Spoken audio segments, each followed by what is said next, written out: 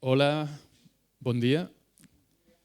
Un plaer saludar-vos aquest matí, l'últim de Liternatura. Després de la sessió intensíssima que vam tenir ahir, doncs, espero que vingueu els que vau estar amb les mateixes ganes i encara de signar fins i tot més coses. Us dic, per cert, que d'aquí va sortir una iniciativa per potser fer una mena de demanda perquè es compleixi amb una llei que diu que aquí haurien de tirar endavant les superilles en bloc, només que ho tingueu present. A partir d'aquí, un plaer presentar els nostres convidats d'avui. Em passaré al castellà perquè la Marta San Miguel no habla catalán y le vamos a facilitar un poco el trabajo.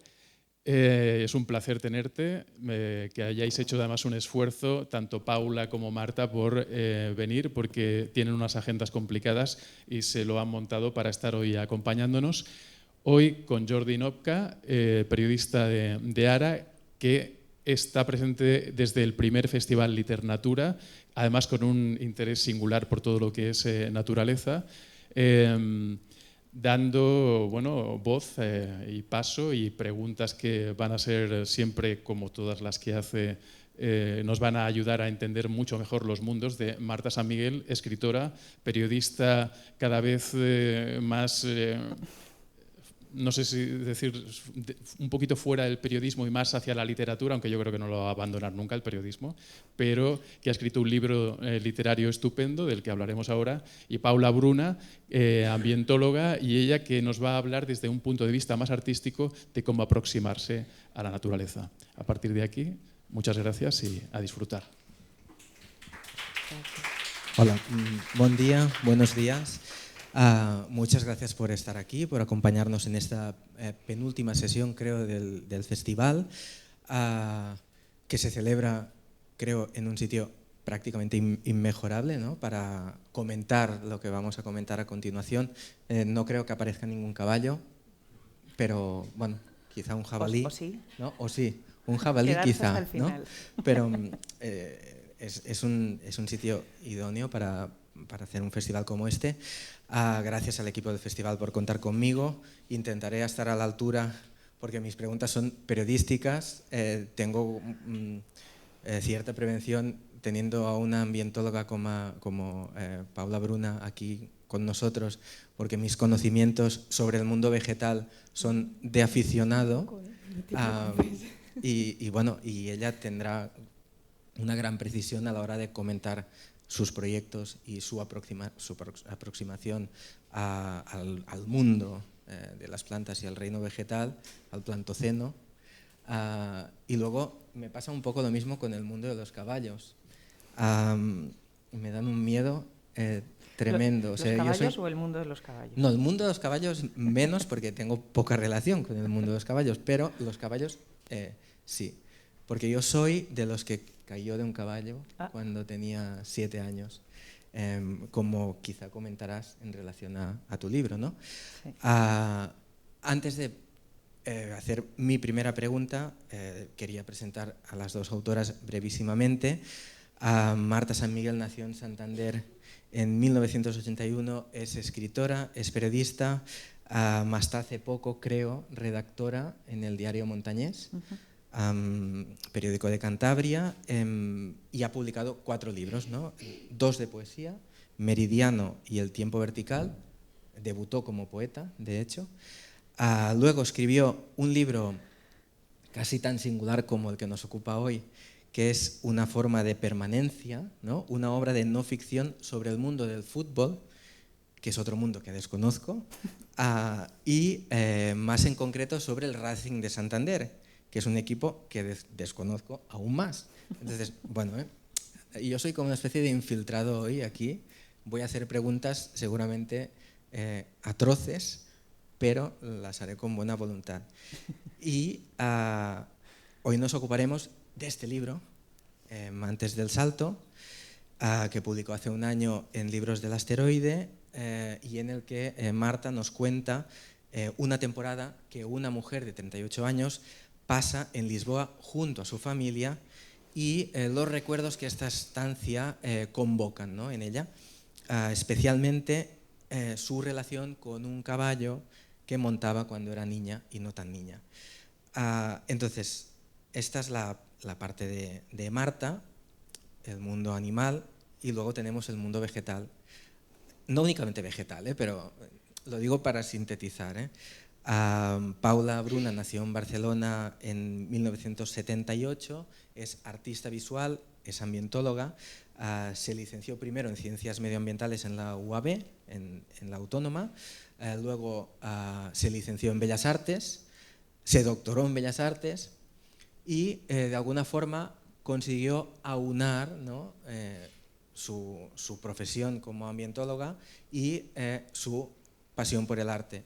Entonces, ambas ocupaciones finalmente han acabado simbióticamente unidas y han dado lugar a exposiciones individuales como Embolismo por Soleá, El herbario especular, Desear como inmortales, Cruel de Tucumán, todas ellas, digamos, interesadas por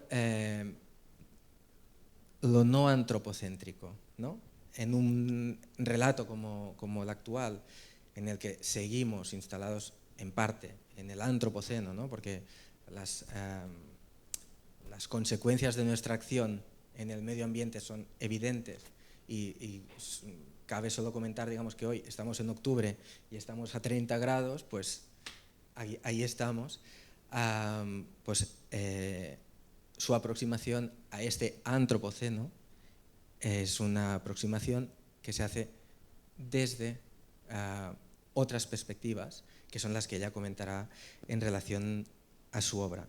Pero antes de dar paso a cada una de ellas, porque haremos primero 2 breves bloques y luego ya interactuaremos, os quería plantear una pregunta a ambas, ¿no? Porque supongo que todos los que al final nos hemos acercado a la naturaleza desde un punto de vista no únicamente sentimental, ¿no?, sino rozando la profesionalidad, por ejemplo, a veces en mi caso, pero en vuestro caso, como propietaria de un caballo y alguien que trataba con caballos a diario, y en tu caso, pues por todo lo que he comentado,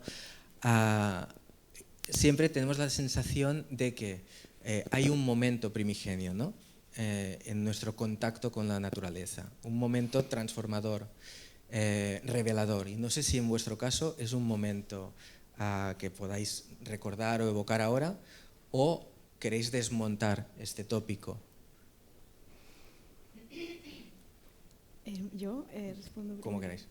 Bueno, gracias por la presentación, creo que ha sido súper acertada y gracias por invitarme aquí a este festival que me parece súper interesante y súper necesario.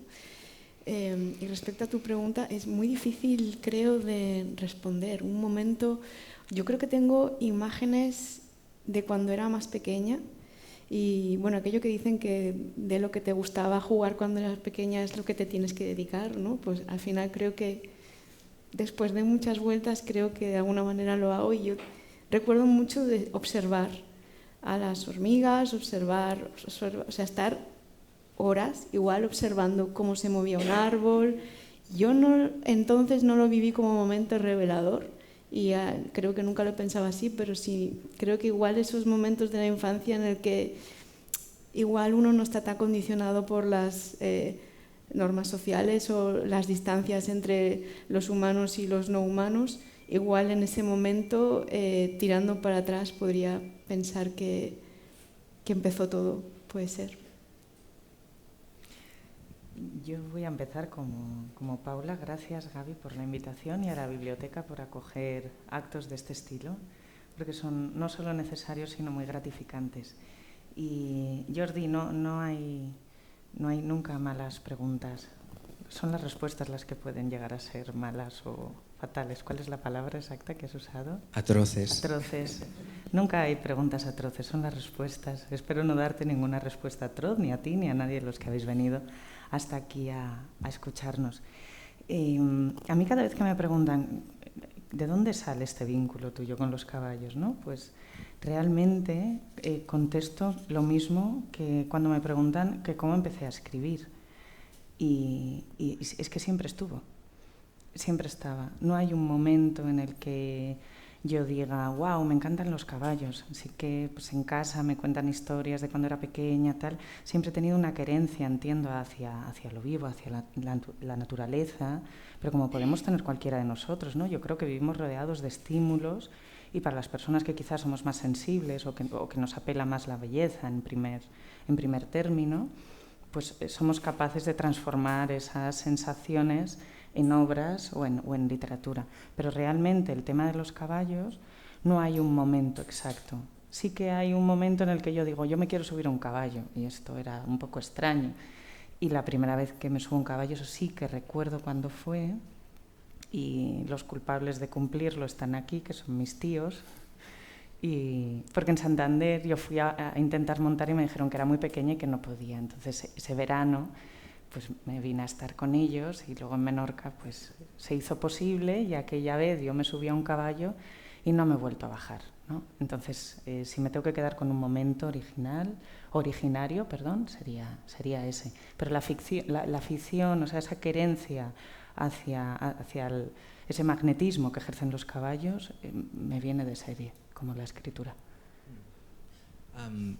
¿Fue en Menorca? Sí. Cuando montaste a caballo por primera vez. Sí. ¿Y qué edad tenías? Sí, 11, 12, 8, no sé. Es que, si me lo preguntas a mí, que más que un caballo era Un potrillo. Un pony. No eran pony. Los niños montaron en el pony. Contactó con la gente que hacía el camino de caballos en la época. Y sí hizo excursiones por el camino de caballos. Entonces ahí empezó todo. Bueno, digamos que la novela, ¿no? Antes del salto, empieza con este traslado temporal a Lisboa por parte de una familia, ¿no? Tenemos a una narradora que podría compartir. Sí, el libro parte contigo. de una experiencia autobiográfica real y luego va trenzando recuerdos con ficciones. Sí. Y entonces tenemos a esta mujer que se va con su marido, que se llama Marido, en la novela, y 2 hijos, mayor y pequeño. Se instalan durante 6 meses, creo que es, más o menos, Sí, más o menos. en Lisboa, y entonces él tiene que estudiar el agua, ¿no? Del Tajo. Así que ya tiene una profesión que también tiene un vínculo con la naturaleza, ¿no? Pero digamos que a ella, que es la que acabará escribiendo su novela, a ella le empiezan a asaltar y a visitar recuerdos de un caballo, de su caballo, ¿no? Que es Sant. Sí. Y en este sentido, creo que la novela, y lo cuentas un poco, parte de un olvido, que es intentar o querer llevarse la foto de tu caballo a Lisboa para estar cerca de él y sin embargo no llevársela al final, ¿no? Entonces es una novela que cuenta en parte tu relación con Quesant. Hay pocas novelas sobre relaciones con caballos y quería, creo, empezar preguntándote por cómo era él, ¿no? Cómo era Quesant.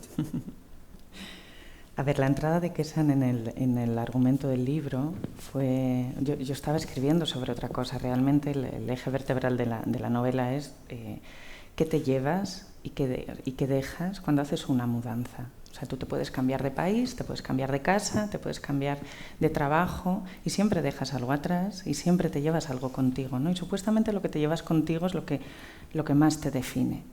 Bueno, pues a medida que vas acumulando mudanzas, ya sean físicas o emocionales, esas cosas que vas dejando atrás a veces son más importantes de lo que crees.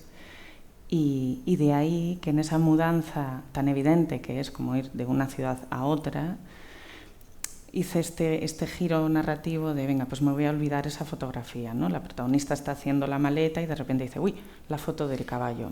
¿A qué fin me voy a llevar la foto del caballo si hace años que no monto, hace años que murió, no tiene ningún sentido? Pero bueno, me la voy a llevar. Y cuando está en el vuelo, de repente se da cuenta de que se le ha olvidado. Y ese olvido es lo que pone en evidencia todas las cosas que vamos olvidando de nuestras propias biografías, ¿no? Y de repente el caballo aparece, es como un caballo de Troya, aparece recurrentemente en esa familia con imágenes y con recuerdos que creía olvidados para evidenciar una parte vital que era muy importante para la protagonista, ¿no? Y es el vínculo con el caballo. Este no es Quesan, ¿eh? Esto es una imagen que quiero que veáis luego cuando entremos un poco más a hablar del vínculo con los animales. Entonces, ¿qué hay detrás de ese recuerdo? La reivindicación de los apegos fundacionales, ¿no? Que es, yo utilizo como metáfora la relación con el caballo, pero en el fondo de lo que estoy hablando es de la familia, de la propia madre, de cómo ser madre, de cómo se vive cuando vas dejando atrás las cosas que te hacen ser quien eres, ¿no? Y entonces, bueno, si quieres, sí. Paro aquí, igual tienes más preguntas. Sí, porque no, yo ya te he dicho que me pongo a hablar de caballos y vemos la puesta de sol.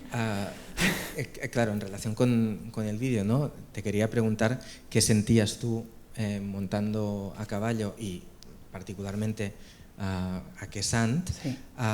Pero quizá querías que viéramos algo parecido a lo que tú experimentabas. Voy a hacer un par de apuntes y pasamos el vídeo porque es curioso. Cuando os he conocido a los dos en persona, digamos, esta mañana, y en cuanto sale caballo, siempre sucede algo, que toda la gente, no sé vosotros, luego si queréis lo hablamos, pero todo el mundo recuerda cuando ha visto un caballo o sabe cuando se ha subido a un caballo o cuando ha tocado un caballo. Sucede algo con estos animales, son extremadamente majestuosos y a la vez cercanos, son como casi dioses que se ponen a nuestra altura, pero luego a lo largo de la historia los grandes caballos protagonistas de las grandes hazañas de la historia están ahí como tótems. Las figuras secuestres de los grandes héroes de la historia están en todas nuestras ciudades, por lo tanto la figura del caballo es el poder, la fuerza, el heroísmo, y mucha gente que conozco tiene una historia de yo es que el caballo me tiró, no, es que un caballo es que yo te conocí. Entonces, dan miedo los caballos, claro que dan miedo, porque somos conscientes de que tienen una fuerza que nos puede arrasar, pero por toda luz hay sombra y por toda sombra hay luz, ¿no? Entonces, yo lo que quiero es que veáis la cara, a ver con la luz cómo se ve, pero fijaros en la expresión de ella, pero también en la expresión del caballo, ¿vale? No se me oye, bueno.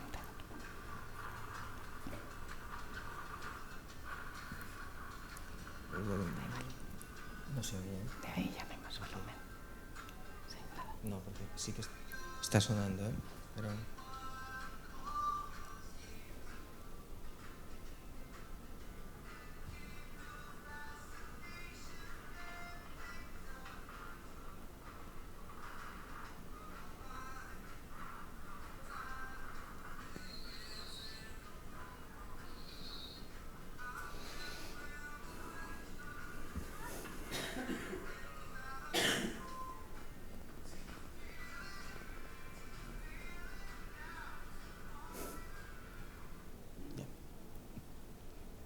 ¿Veis la sonrisa?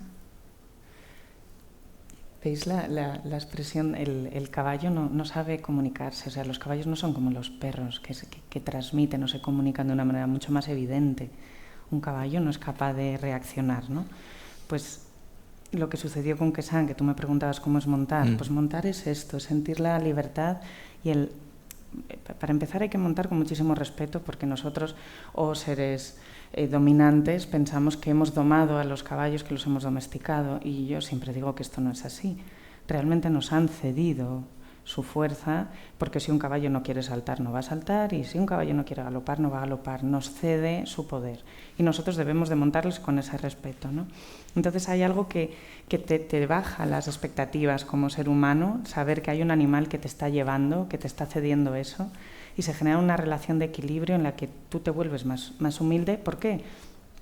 porque te tienes que dejar llevar, ¿no? Entonces, bajando a lo concreto con Quesan, al principio Quesan era un caballo muy huraño, asustadizo, venía de competir y llegó a una cuadra en mitad de un pueblo y daba patadas, mordía, era muy agresivo. De hecho, a mi madre le daba miedo al principio que yo me acercara a él. Y nos fuimos conociendo. A mí también me daban miedo los caballos y mucho más él, y nos fuimos conociendo, y se acabó generando un vínculo en el que, os habéis fijado, quizás con el sonido no lo notabais, que ella para el caballo con un silbido. Pues esto pasaba, o sea, yo llegaba a la cuadra, silbaba desde fuera y Quesan se revolvía, relinchaba porque él ya sabía que era yo. Entonces había como una comunicación distinta a la que yo veía alrededor, que había con otra gente que tenía un caballo, luego tenía otro, luego tal.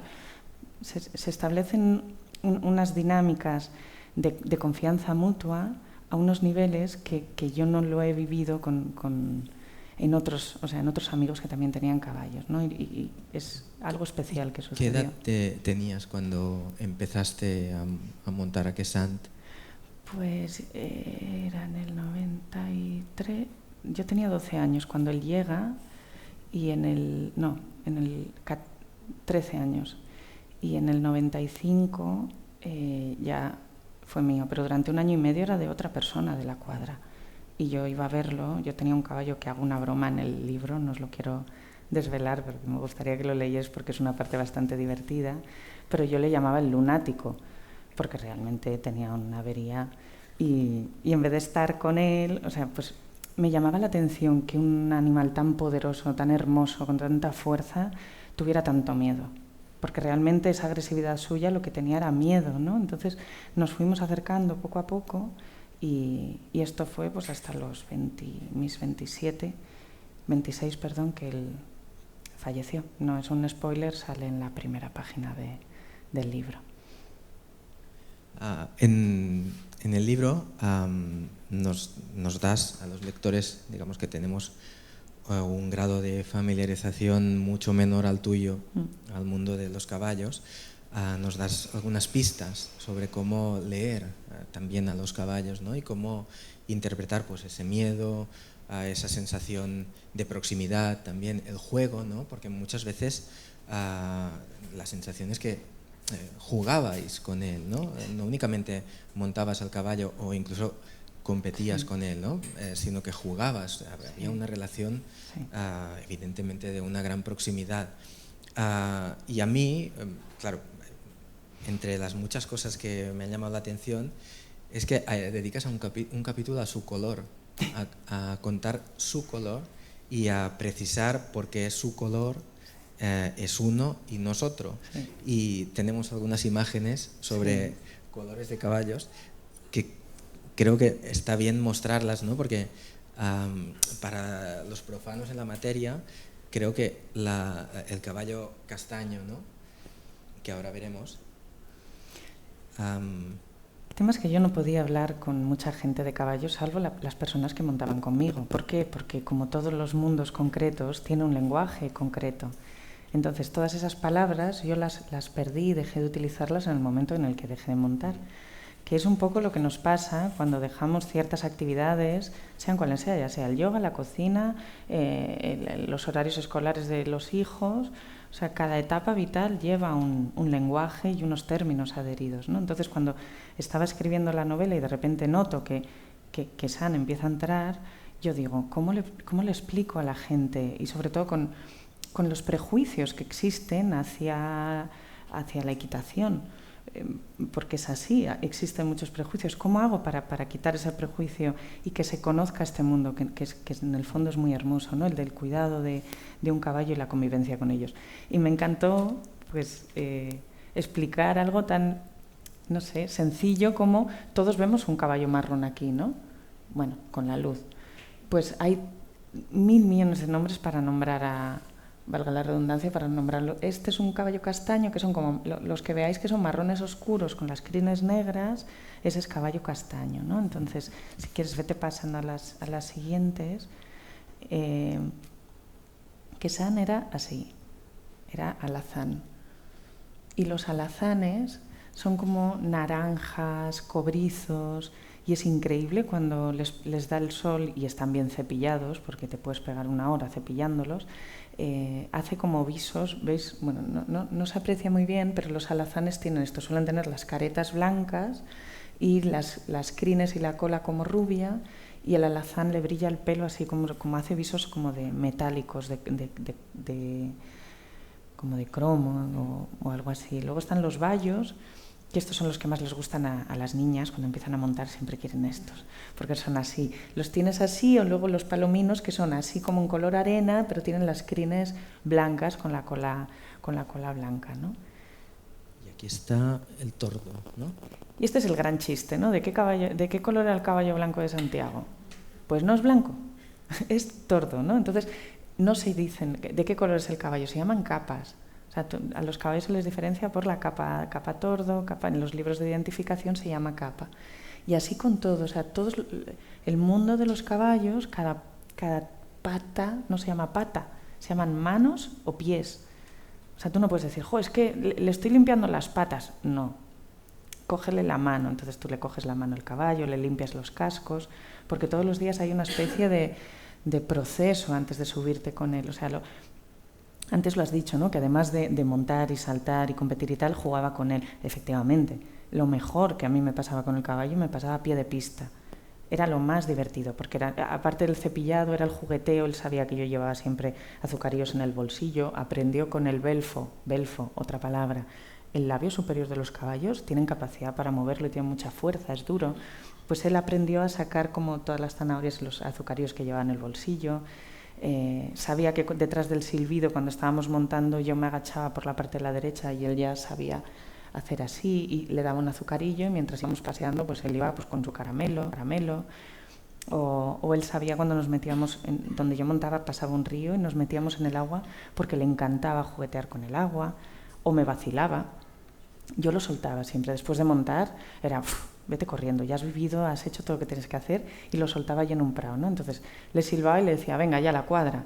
Y el que Sam venía trotando estaba lesionado hasta de la cola, o sea, era muy mayor, y venía ahí como podía, tac, tac, tac, tac, llegaba donde estaba a mi lado, y justo cuando ya lo iba a coger, cogía, se ponía así de pie, como si estuviera descojonándose de mí, perdón por la expresión, pero era la verdad, se descojonaba de mí, daba la vuelta corriendo y echaba a galopar al otro lado, ¿no? Entonces, los animales hay que concederles más capacidades, no son inferiores, tienen capacidad para vincularse con nosotros, y nosotros tenemos esa apertura de corazón, de alma, llamadlo como queráis, para vincularnos con ellos, ¿no? Y yo he jugado con él y me ha cuidado y me ha protegido, ¿no? Es una parte que cuento en el libro. Tú cuando saltas, pues vas a una velocidad, vas así sentado, ¿no? Entonces tú coges una inercia y hay un obstáculo y de repente el caballo, ¡pum!, se impulsa y saltas, y en el mejor de los casos llegas al otro lado. Vale, ¿qué sucede cuando tú vas galopando a toda pastilla y de repente el caballo dice, por lo que sea, no me da la gana de saltar? ¿Sabes los dibujos animados cuando los caballos frenan? Y ¿qué pasa con las leyes de la física? Pues que la inercia te hace y sales volando. Pues que Sam lo que hacía era, todos los caballos hacen así, frenan y se agachan. Pues que Sam lo que hacía era, subía el cuello, entonces ejercía como un gigantesco airbag. Y yo, ¿qué pasaba? No me iba al suelo, me caía contra su cuello. Entonces era una manera de protegerme. Y así fue durante 12, 13, 14 años, pues cuidándonos el uno al otro.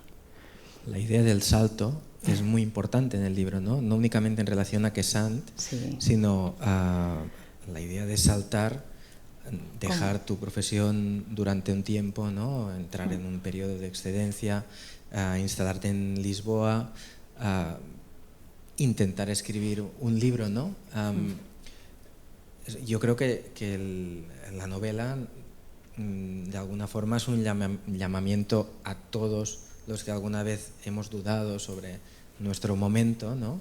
Es un llamamiento a dar este salto, ¿no? No sé si estás de acuerdo o no, pero en su caso, en el caso de esta narradora, hay una transformación, que es el proceso de escritura, y luego hay una vuelta a su vida, digamos, normal. Pero ha habido un cambio, ¿no? Entre ese momento inicial de llegar a Lisboa y el momento de volver con el libro acabado o no, pero con un proceso en marcha. pues ha dado pie a una transformación, ¿no? No sé si querías comentar algo al respecto. Sí, el salto en realidad es la gran metáfora de la novela. Tú cuando vas a saltar tienes que confiar en el caballo y en ti y tienes que creer que va a suceder y tienes que creer que el caballo se va a elevar y vas a llegar al otro lado, porque si no te lo crees, al final el caballo lo nota y no salta, ¿no? Pues en el fondo los saltos vitales que llevamos todos y que tenemos que enfrentar a lo largo de nuestras vidas es así, tienes que confiar que al otro lado va a seguir estando el suelo y que cuando tomes impulso, pues que vas a pasar ese obstáculo. Decir que hay circunstancias vitales de todo tipo, es decir, no se puede saltar siempre que uno quiera. Uno salta cuando puede, cuando debe y cuando sabe cuál es el salto que debe de enfrentar. Ahora bien, lo que hace esta novela es dar una clave que a mí, en mi caso, fue fundamental, para otras personas quizá no. Yo me enfrentaba a una situación, yo tenía que tomar una decisión y me di cuenta de que para tomar las grandes decisiones en la vida te tienes que apoyar sobre algo sólido. ¿Y qué es lo sólido? Tu identidad. ¿Y qué es tu identidad? Tus orígenes, ¿no? Y en ese sentido, si llevamos esta vida en la que solo miramos hacia adelante, en la que solo estamos constantemente dejando atrás aquello que nos sobra porque debemos de seguir progresando, ganando más dinero, con la hipoteca, haciendo cargo de todas las facturas, esta vida que es la real, a veces es necesario volver atrás, recuperar lo que nos hace ser quienes somos para coger impulso y decir, venga, voy a dar ese salto, ¿no? Pero siempre con el matiz que uno da el salto que puede. Es decir, yo con que Sam competía a un nivel mediano y había gente que tenía caballos mucho mejores, mucho más caros, que competían a muchísimo más nivel. Cada uno da el salto que puede dentro de las circunstancias vitales que se lo permiten. Pero sea cual sea el salto, me parece fundamental tener claro quién eres, ¿no? No habernos desdibujado con el tiempo y en ese sentido creo que por eso va apareciendo Quesam, para recordarme qué se siente cuando estás encima de una mole de 500 kilos y eres capaz de levantarte del suelo. Quería preguntar ahora a Paula qué es lo que hizo que ella diera el salto, ¿no?, hacia otras realidades no humanas, ¿no? Y en ese sentido, pues recordaros que ella estudió Ciencias Ambientales, luego Bellas Artes, y su tesis doctoral se llama Arte y Ecología Política. Quería preguntarte por la ecología política, por este término, y darte paso a ti, porque nos puedas presentar un poco algunos de tus proyectos, que lo harás mucho mejor que no lo haría yo. Pero esta idea de ecología política creo que es interesante y aún poco conocida fuera del recinto académico, y quería empezar preguntándote por ahí. Bueno, la ecología política, pues si la política, o sea, lo simplificó así un poco, si la política es cómo nos relacionamos, digamos, nosotros como sociedad, ecología política sería cómo nos relacionamos nosotros con el resto del sistema ecológico en el cual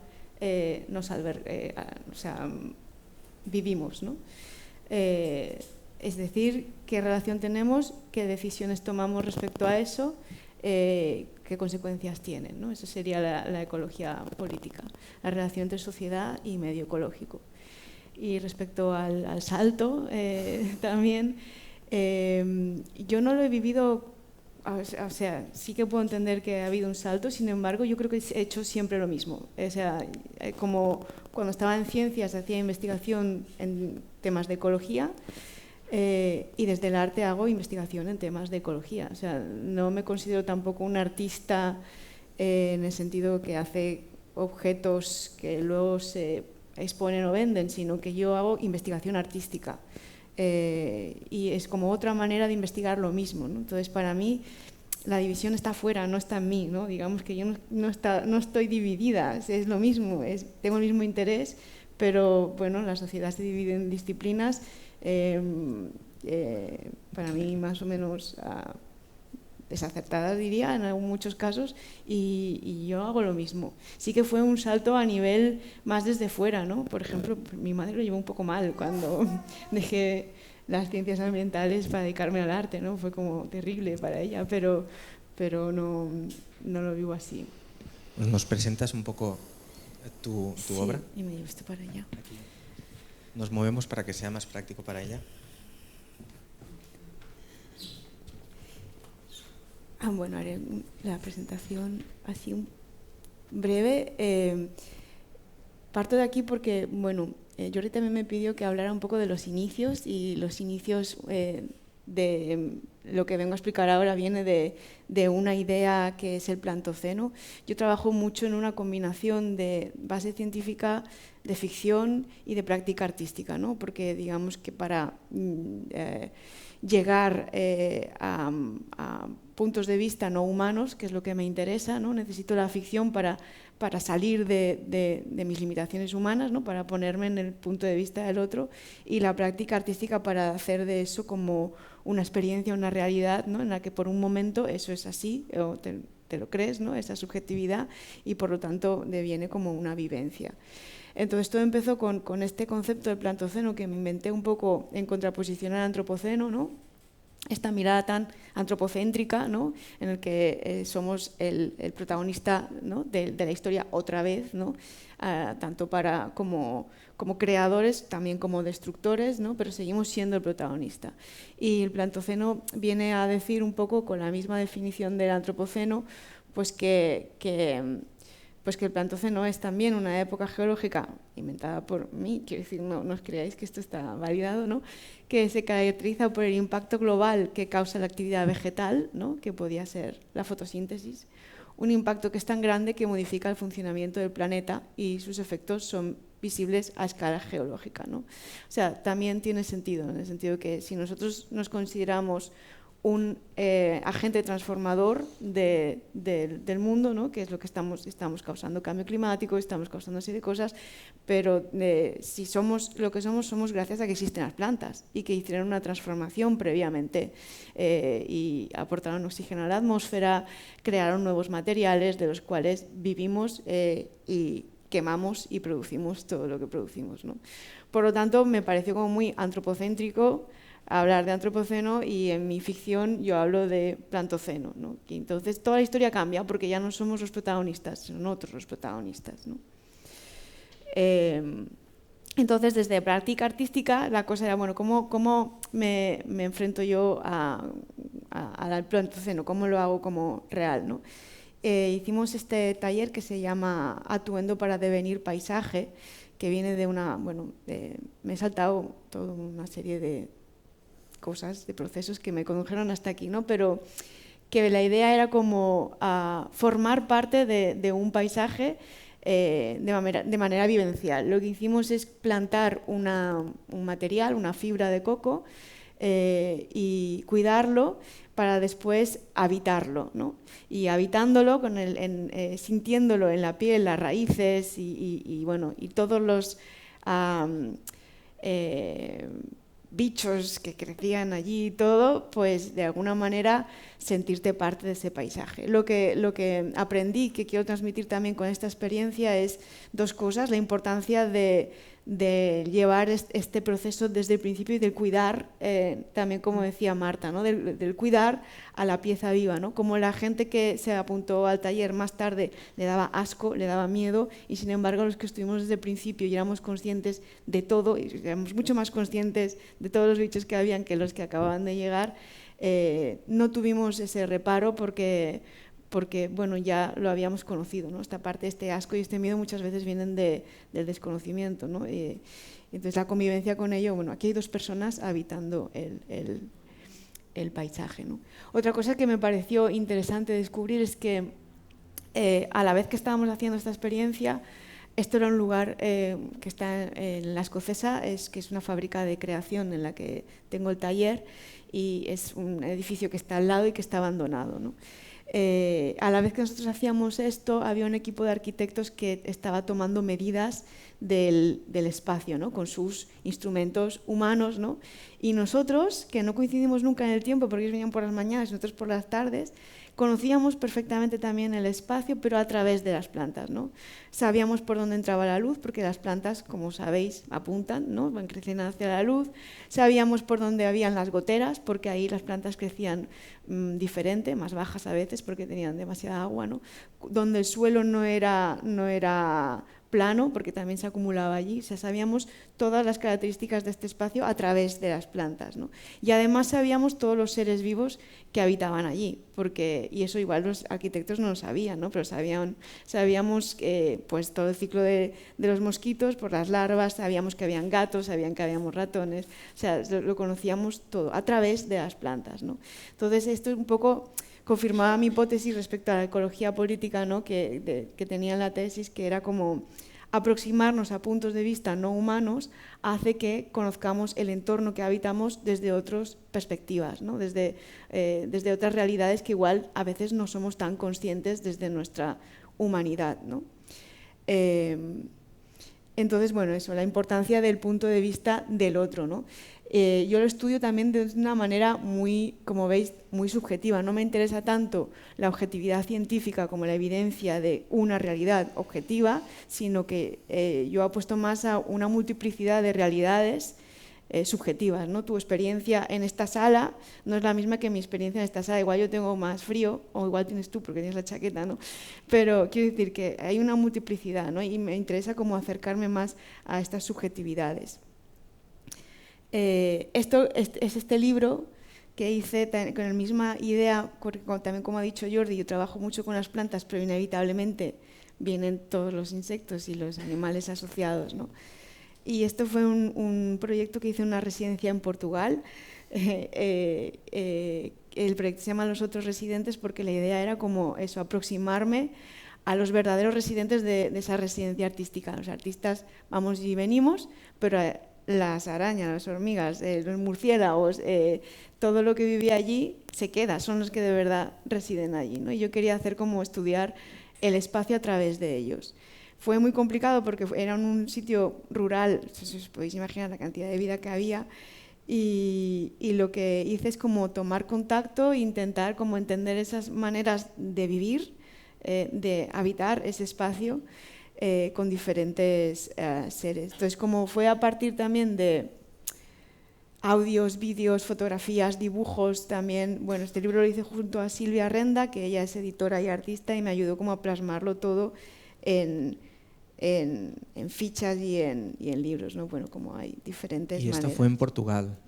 Esto fue una residencia. Ambas habéis estado tocadas por Portugal, sí, ¿no? Artísticamente cosas muy especiales sí. en Portugal, creo. Sí, además es que, bueno, no sé si lo que fuera, que era el momento post-pandemia, entonces no aceptaba a ningún artista más, solo estaba yo en la residencia, entonces como esta aproximación al mundo no humano fue a saco, o sea, estuve sola con todos los animales, ¿no?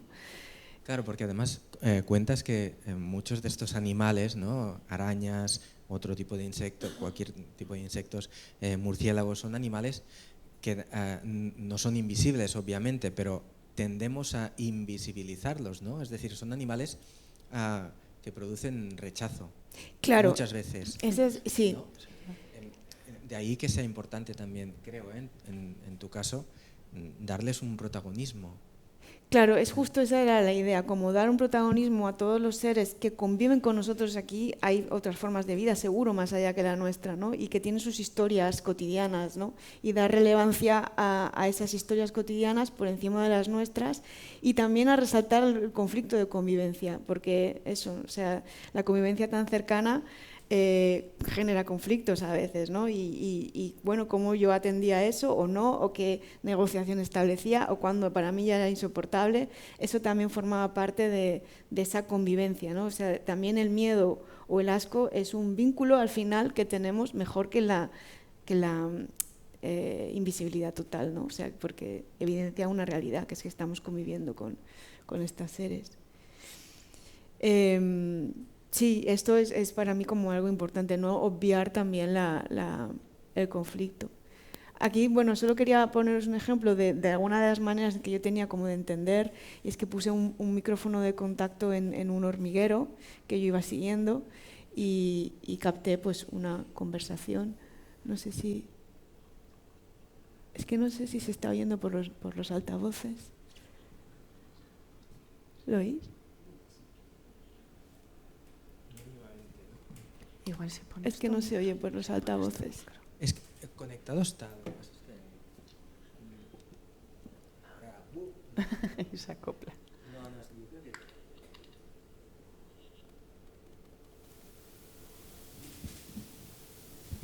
No sé si... No se oye, ¿no? No se está oyendo, ¿no? No sé si se puede, no se puede hacer nada, ¿no? Bueno. ¿Y ahora igual? A ver.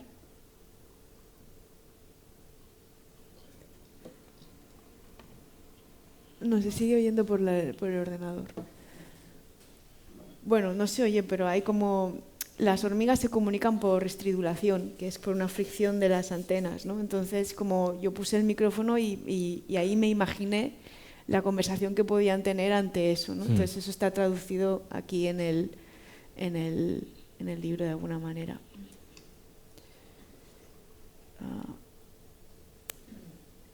Ahí. Eso, en relación también con a partir del estudio de este otro punto de vista no humano de la vegetación, inevitablemente entran los animales. Este es otro trabajo que hice el año pasado para el Festival Ártiga Barras, que se llama Boscanas, que era también como poner en evidencia los verdaderos habitantes del bosque, ¿no? Que son los animales.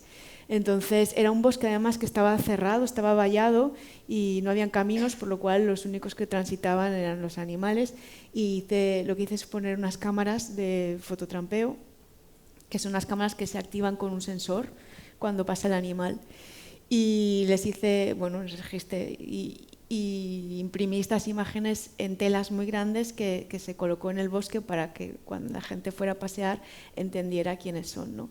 Seleccioné también fotos en las que los animales están mirando a cámara y como están hechas por la noche con luces infrarrojas, les brilla mucho los ojos, ¿no? Entonces hay esta cuestión de quién está mirando a quién está observando a quién, que es algo que a mí yo sentía mucho cuando iba al bosque a buscar las cámaras o a ponerlas, que es que yo necesitaba las cámaras para saber quién vivía allí. Sin embargo, tenía la sensación de que ellos, porque luego lo veía en los vídeos, sabían exactamente por dónde yo había pasado, quién era yo, sabían seguramente pues mi sexo, mi edad, sabían muchas cosas de mí que sin necesidad de ningún aparato, ¿no? Y cuando yo iba al bosque sentía como que todos se habían escondido, ¿no? Y que en verdad me estaban observando a mí y no yo tanto a ellos. Y de ahí... esta siguiente exposición que inauguraré el 21 de octubre, que estáis invitados a venir, en la cabaña del castillo de Montesquieu, que se llama Mil ulls m'observan, mil ojos me observan, que un poco intentaré representar eso, ¿no? Como nosotros intentamos entender al bosque, estudiar el bosque, pero el bosque nos está también entendiendo a nosotros y estudiando a nosotros y evitándonos en muchos casos, ¿no? Y ya el último que quería enseñaros, que tiene que ver con el árbol, es este proyecto, que es el que estoy también trabajando ahora en esta residencia en la que estoy ahora en Granada, que se llama Embolismo por Soleá, que aquí también sería importante el audio, no sé si lo oís, pero ¿oís esto? Pues este es un sonido que emite el árbol cuando se está secando, que se producen unas burbujas de aire en los conductos de la savia y hacen este ruido, plup, plup, cada burbujita, ¿no? Y es una embolia. Entonces, esto es una cosa que le sucede normalmente a los árboles en verano, pero en estas épocas de sequía tan fuerte que tenemos, pues le sucede mucho, hasta tal punto que el árbol no puede recuperarse y se muere. Y es por lo que vemos también como bosques enteros que se están secando, ¿no? Pues cuando yo oí esto, yo oía flamenco, o sea, yo oí como... ¿no? Y para mí era flamenco, y entonces trabajé con un grupo de flamencos que, bueno, también me siguieron en esta ficción de sí, es flamenco, es un ritmo sin compás. Y además, como empieza por soleá, porque empieza lento, y el árbol acaba por bulerías, ¿no? Y entonces, bueno, estamos trabajando un poco en eso. No sé.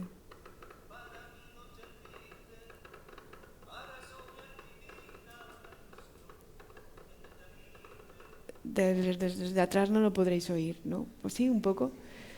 Pero, y entonces un poco eso, utilizo, esto también lo pongo encima de la mesa como el arte, en este caso el flamenco y también el arte visual, como mediador también para entender esos otros puntos de vista, esas otras formas de vida y lo que les sucede, cómo lo habitan, cómo nos sucede también, cómo estamos todos transitando por estos cambios climáticos o cambios globales y acompañándonos un poco con palmas, con jaleos o como sea, en este proceso de cambio que estamos generando. Creo que hay tiempo para una pregunta. ¿Sí? Bueno, has avanzado un poco en lo que has trabajado últimamente y vas a presentar en octubre, pero os quería preguntar, quizá un poco más a largo término, en qué estáis trabajando a supersticiones aparte, ¿no? Lo que podáis contar, especialmente en relación a la naturaleza. Si habrá naturaleza en vuestros próximos proyectos, entiendo que en el caso de Paula es evidente que será así, pero no sé si en el caso de Marta ella va a seguir explorando algún matiz que nos pueda avanzar ahora. Realmente el proyecto está en el aire, pero en el aire de mi cogote, ¿vale? O sea, está aquí dentro y tengo clara la historia y me alejo de todo el ámbito más personal, digamos, y voy a hablar sobre un personaje que fue real, que existió, que además está vinculado con Barcelona. Entonces empiezo a cuestionarme que mis veranos con mi familia de aquí han sido bastante más importantes de lo que yo consideraba, porque vuelvo a esta tierra, ¿no? A mirar como materia narrativa, pero creo que sí que me acercaré y seguiré buceando, y nunca mejor dicho, por la naturaleza, porque el agua va a tener un componente muy importante. El agua, el mar, cómo nos relacionamos con el agua, cómo el sonido se transmite por ondas y cómo las ondas son lo que nos lleva y nos trae de un sitio a otro a través del mar. Entonces, el agua va a tener una presencia importante. ¿Y en el caso de Paula? Bueno, en mi caso tengo la inmensa suerte ahora de tener una beca postdoctoral en la que estoy como investigadora artística en centros científicos, y esto es algo como muy nuevo, estamos todos entendiendo qué es eso también, y en estos centros científicos en los que estoy son de ecología y de botánica, con lo cual seguiré en estos temas hasta que, yo qué sé, no sé, no haya más financiación. Bueno, yo estaría 2 horas más escuchándoos, pero creo que hay otra última presentación, ¿no? Y tenemos que acabar. Os doy las gracias de nuevo por escucharnos y bueno, espero que os haya parecido interesante. Claro, yo en mi caso, la aproximación a la obra de Paula ha sido más primeriza, pero lo que he estado viendo y conociendo durante estos últimos días, a raíz de otras pequeñas investigaciones que había hecho, me ha parecido muy revelador, ¿no? Y en el caso de Marta diría que, bueno, leyendo el libro superas de alguna forma tu propia ignorancia a la hora de acercarte al mundo de los caballos, les das una personalidad y una fuerza que creo que es también muy reveladora y además nos llevas de nuevo a esa historia primigenia de la crueldad humana, ¿no? Porque creo que ambas compartís, diría, un escepticismo hacia la condición humana y en el caso de Marta nos recuerdas esa historia terrible del caballo de Turín, ¿no? Apaleado, destrozado por un cochero, ¿no? Porque estaba cansado y cómo ese caballo transformó a Nietzsche, hasta tal punto que dejó de comunicarse con palabras y dejó de escribir, pero no únicamente de escribir, sino perdió el contacto con la realidad, ¿no? Así que bueno, el caballo puede ser algo que sea no únicamente una transformación positiva de tu vida, sino también te lleve hacia el camino de la desesperación, ¿no? Bueno, era un último comentario que quería hacer. Gracias por la paciencia. El caballo también transformó a Michel de Montaigne. También, claro. Se cae del caballo, a él le encantaba salir a cabalgar y pensar y demás, pero él nunca había escrito y fue, gracias. Se cae del caballo, está a punto de morir y en ese tránsito entre la vida y la muerte, él alcanza una lucidez o una noción de su propia debilidad que en cuanto se recupera, se va al castillo y empieza a escribir sus famosos ensayos. Con lo cual, miremos a los caballos y a la naturaleza, la pequeña, la diminuta, la que da miedo, la que nos atrae, la que nos abruma, la que no te atreves a subirte porque son 500 kilos de fuerza. Acerquémonos a la naturaleza porque yo creo que a lo largo de la historia nos ha transformado y ha de seguir siendo así. Bien, pues muchísimas gracias. Gracias.